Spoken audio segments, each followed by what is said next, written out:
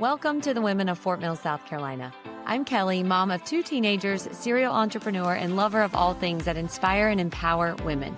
After years of supporting women on their journeys, I'm thrilled to be here to spotlight the powerhouse women who make Fort Mill so special. And I'm Leah, mom of a very busy toddler and your go-to financial guru for making sense of money and planning for the future. I absolutely love helping women feel confident in their finances. And together, Kelly and I are here to connect you with the stories, tips, and insights that can help you thrive personally and professionally. Every week, we're inviting you to join us for a quick 20-minute chat with local female business owners, women who are really changing the game here in Fort Mill. You'll walk away with new ideas, practical advice, and a deeper connection to the community. Whether you're seeking motivation, actionable tips to grow your business, or just a bit of solidarity and the ups and downs of entrepreneurship, you're in the right place. This is the Women of Fort Mill, South Carolina. Let's dive in and meet the incredible women here in our community. Welcome, fellow women of Fort Mill. We are so lucky we get to have a segment with one of our favorite people, Nicole McAlister, every week. Each segment is going to have a theme, and we are focusing on leaning into relationships as that is the core of a successful life. So, Nicole, thank you so much for joining us. Thank you for having me. Absolutely. So there's a lot of different elements to leaning into relationships, not only surrounding yourself with the right people, showing up as the person that attracts the right people into your life. Could you share a little bit on your contribution mindset and how that impacts not only who you're around, but the kind of relationships that you intentionally have in your life? I just think it's so important to always come from contribution. When you're coming from contribution, you're always looking for ways to add value to someone's life, someone's experience, someone's day. And when you're adding value with no self-interest at all, it organically creates something called reciprocity. You don't expect anything, and I truly do not. I mean, I gift my husband. I did 14 days of Valentine's Day. I knew I wasn't getting even one gift for Valentine's Day, but I wasn't doing it to receive something in exchange. And the second you separate your expectation from your contribution mindset, the bigger your life is going to get, because you no longer are holding on to someone owes me this, I'm going to get that. And you're completely coming from a place where it's, what can I do for you? And you get joy out of serving and doing something for others. Ultimately, it bonds a relationship. And then when your relationship can strengthen, then it eventually comes back to business. If you have a business, no matter what, because I don't have to call people and say, are you looking to buy, sell, or invest in real estate? Right. I call people and say, hey, how's it going with your family? What's going on? Is there anything I can do for you? And then I do what I say I'm going to do. When that happens, if someone is thinking about buying, selling, or investing, I'm at least top of mind for an opportunity. So if someone has a business and they can completely, truly turn off their expectations, that mindset is a game changer. And if you don't have a business, I would still challenge that you take off those expectations, because the second you say, well, when her mom passed away, I drove over there and brought her flowers. And when I needed this, they didn't show up for me. You're merging two things. You're merging your intentions with someone else's reaction, and they're never going to match up. And you're going to find yourself like butting your head against a wall in your relationships that you don't have to have. But if you truly give freely and your mindset is always, how do I enhance their life experience, day, week, trip, etc., and you leave it at that, and then you follow through with systems, oh my gosh, new doors open all the time. People can't help but want to do for you, but you don't have to expect it, because if you do, you're going to be disappointed.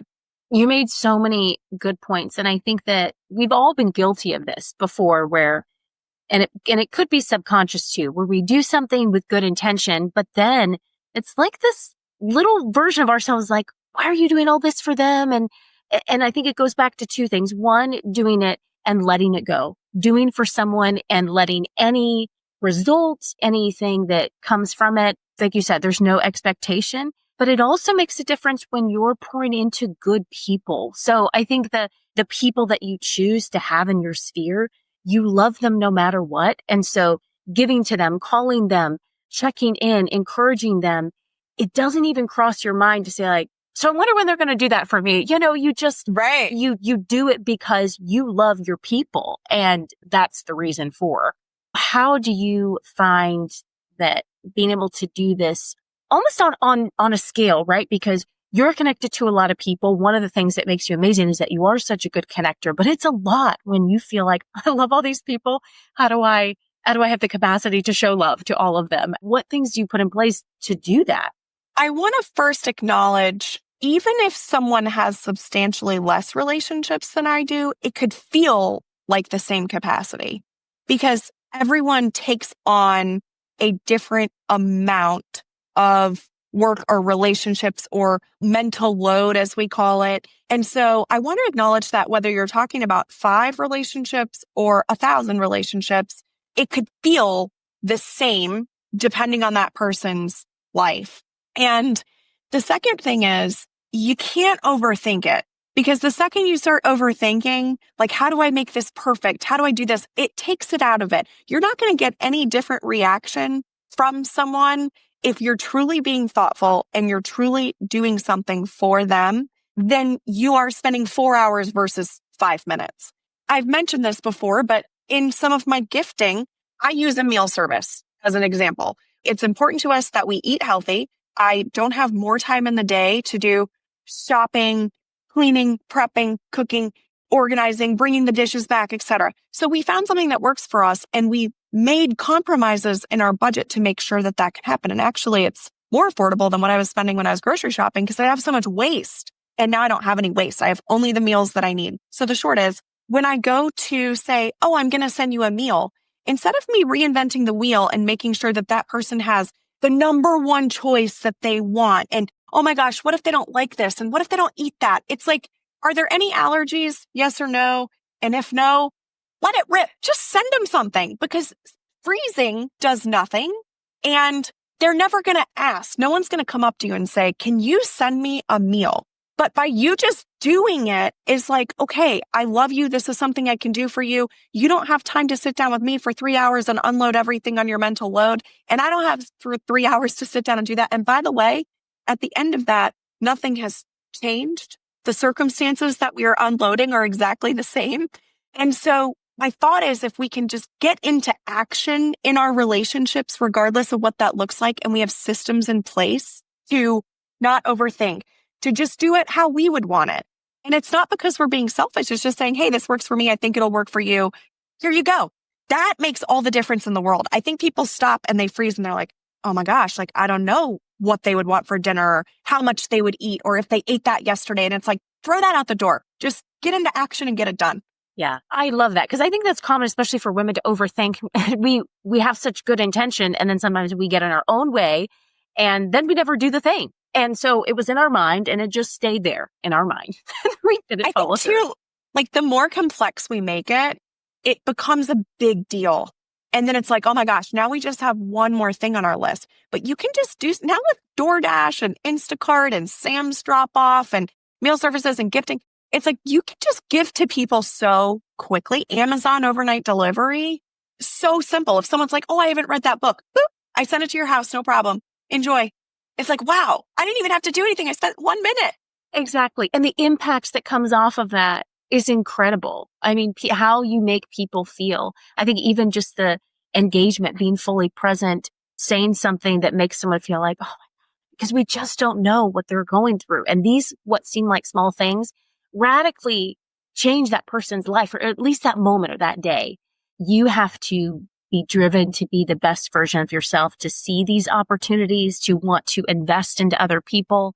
How do you make sure that you are constantly working on yourself and deciding who you want to be in these relationships, how you want to show up?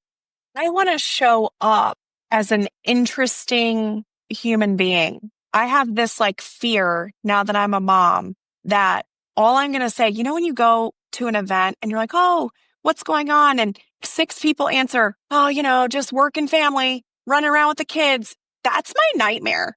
Like, that's my personal nightmare. I'm like, I don't want my whole being to be deduced to work and slave to my kid. I want to have a relationship with my son where I am excited to support him in the things that we're doing, but that we live outside of that, just like we live outside of work. What things are we doing to grow? So I'm looking for the same type of person that I'm being or intending to be, which is looking for people with growth mindset. I'm looking for people who are no drama. I'm looking for people who we're not going to sit around and talk about other people. Like if our only thing in common or we have nothing better to talk about is what car Sue's driving, or I can't believe such and such did this. I'm like, what's the point? Like their life isn't infecting mine. And in fact, this is like bringing me down. So be clear, like you're not a good fit to be in relationships with everyone, and everyone's not a good fit to be in relationship with you. So know what type of relationship do you expect out of XYZ?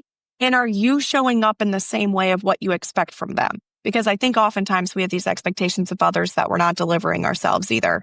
That is profound. This reminds me of a Gabby Bernstein book called Judgment Detox. And in that book, it said, you know how we judge other people? It is just us looking at a mirror. We are judging them based on how we judge ourselves, and sometimes setting these high expectations that are we even hitting those benchmarks? So there's so much, which is why we're going to take months to talk about people and relationships. We're just going to keep going. I'm so excited because next time we're going to talk about how this directly relates to business, leaning into relationships, because that is our life. Relationships are what make up our joy or fulfillment. And I think for a lot of us, if we tweaked a few things, we get so much more joy out of what are seemingly boring things in life. We can make exciting. We can fill them with joy. Okay, guys, we'll see you next week. Bye. Thank you for tuning in to Women of Fort Mill, South Carolina. We love bringing you the stories of these incredible women, and we hope you're walking away with a little extra inspiration every week. If you enjoyed today's episode, don't forget to rate and review us wherever you listen. It helps us reach more amazing women like you and grow our supportive community. And for all the latest updates, tips, and behind-the-scenes fun, make sure to follow us over on Instagram, Women of Fort Mill Podcast, and tag us to share what inspires you each week. Plus, join our email list to stay connected, be the very first to know about the new episodes and fun events. Thanks for being a part of our Fort Mill family. We'll see you next week with another inspiring woman right here at Women of Fort Mill Podcast.